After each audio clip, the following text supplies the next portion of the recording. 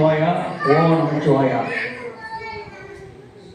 எல்லாம் வல்ல எம்பெருமான் எம்பெருமாட்டி நிலை கொண்டிருக்கின்ற இந்த அற்புதமான திருப்பதியிலே நடக்கின்ற இந்த விழாவிற்கு வந்திருக்கின்ற அனைத்து பக்த கோடிகளுக்கும் சகல நலமும் வளமும் தந்து திருமணி நாயகி உடனுரை திருமணி சேரையுடையார் பேரருளும் திருவருளும் தந்து ஆசீர்வதிக்க வேண்டுமாய் வேண்டி, நண்பர்களே, இன்றைய சோமவார பிரதோஷத்தில் வந்திருக்கின்ற நீங்கள் அனைவரும் உண்மையிலேயே ஏதோ முன் ஜென்மத்தில் செய்த புண்ணியத்தால் வந்திருக்கிறீர்கள். திங்கட்கிழமை என்றாலே அது சிவனுக்கு மிக மிக உகந்த நாள். அந்த நாளிலே பிரதோஷம் வருகிறது என்று சொன்னால் சோமவார பிரதோஷம் அது மிகவும் சிறப்பானது. அந்த நாளிலே நீங்கள் வந்திருக்கிறீங்க. என்னன்னா, நாம் எல்லாரும் சாஸ்திரம் சம்பிரதாயம் வேத புராணங்கள்லாம் படிச்சவும் கிடையாது. என்ன படிச்சிருக்குமா?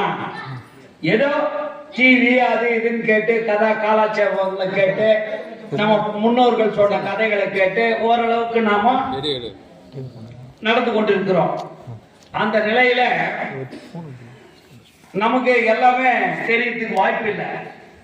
இருந்தாலும்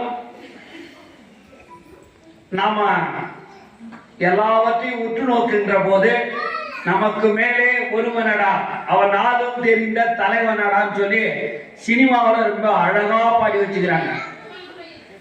நமக்கு மேலே ஒருவனடா அவன் நாளும் தெரிந்த தலைவனடா.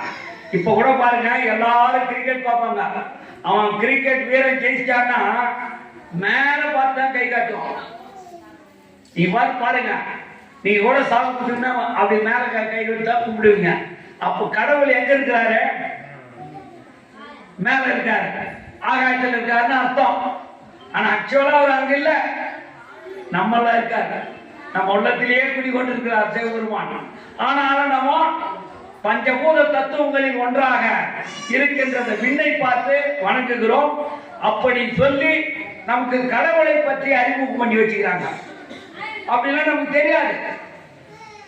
ஏதோ பிறந்தோம் வளர்ந்தோம் சம்பாதிச்சோம் வாழ்ந்தோம் இறந்தோம்.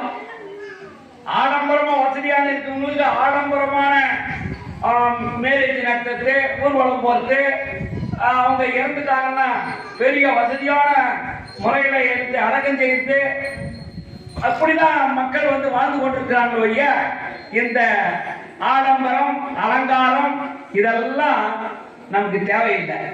இறைவன் எதையும் எதிர்பார்க்க